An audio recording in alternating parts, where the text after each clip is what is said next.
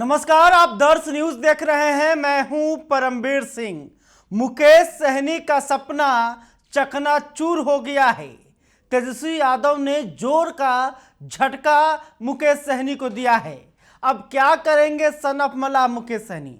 देखिए, मुकेश सहनी जो हैं वो लगातार यह दावा कर रहे थे कि अगर महागठबंधन की सरकार बनती है तो मुकेश सहनी डिप्टी सीएम बनेंगे और तेजस्वी यादव सीएम बनेंगे। इसके साथ ही मुकेश सहनी 60 सीटों की डिमांड कर रहे थे, लेकिन अब आरजेडी की तरफ से सब कुछ क्लियर कर दिया गया है और मुकेश सहनी का जो सपना है, जो दावा है, वो चकनाचूर होते हुए नजर आ रहा है।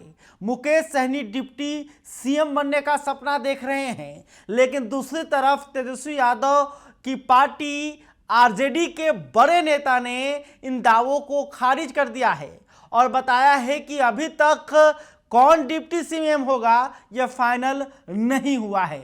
दरअसल आज आरजेडी के वरिष्ठ नेता और प्रधान महासचिव अब्दुल बारी सिद्दीकी मोतिहारी पहुंचे थे और मोतिहारी में उन्होंने मुकेश सहनी के इस दावे को सिरे से खारिज कर दिया।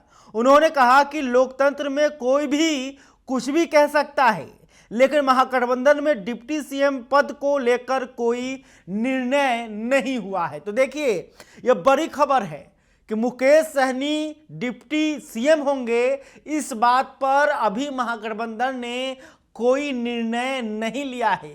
तो कहीं ना कहीं आरजेडी के वरिष्ठ नेता अब्दुल बारी सिद्दीकी का यह बयान मुकेश सहनी के लिए बड़ा झटका है, क्योंकि मुकेश सहनी डिप्टी सीएम बनने का सपना देख रहे थे।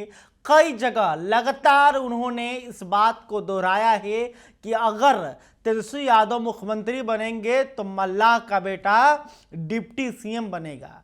लेकिन अब आरजेडी ने इस बात को, इस दावे को सिरे से खारिज कर दिया है। तो अब सवाल है कि आखिर मुकेश सहनी क्या करेंगे? 60 सीटों पर भी जो है अब तक कुछ क्लियर नहीं हो पाया है, सीट बंटवारे पर कुछ क्लियर नहीं हो पाया है। उससे पहले यह भी कह दिया गया कि डिप्टी सीएम के पद पर अभी कोई फैसला नहीं हुआ है। देखिए, महागठबंधन में अभी 6 पार्टियां शामिल हैं, 243 विधानसभा का सीट है और सीटों का बंटवारा होना बाकी है और तमाम जितने भी सहयोगी हैं वो अधिक से अधिक सीटों पर दावा कर रहे हैं। आरजेडी जो है खुद करीब 140 सीटों पर चुनाव लड़ेगी। इसके अलावे दूसरी बड़ी सहयोगी जो पार्टी है कांग्रेस, वो बिहार में कम से कम 70 सीटों पर चुनाव लड़ना चाहती है। वहीं दूसरी तरफ लेफ्ट की जो पार्टियां हैं, 3 पार्टियां हैं, वो अलग अलग 80 सीटों पर दावा कर रही हैं। तो दूसरी तरफ मुकेश सहनी की पार्टी वीआईपी भी 60 सीटों पर दावा ठोक रही थी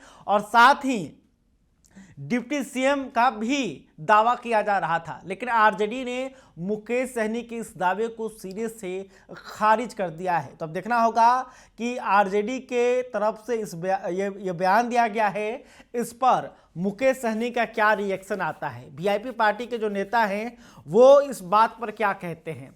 क्या मुकेश सहनी का जो सपना है वो चकनाचूर हो जाएगा? क्या वो महागठबंधन से डिप्टी सीएम के उम्मीदवार नहीं घोषित होंगे? यह भी एक बड़ा सवाल है। खैर, अभी तक आपने हमारे चैनल को सब्सक्राइब नहीं किया है तो तुरंत कर लें। इस खबर को लेकर आप क्या सोचते हैं कमेंट करके बताइएगा। वीडियो फेसबुक पे देख रहे हैं तो हमारे पेज को भी लाइक कर लें। बहुत बहुत धन्यवाद।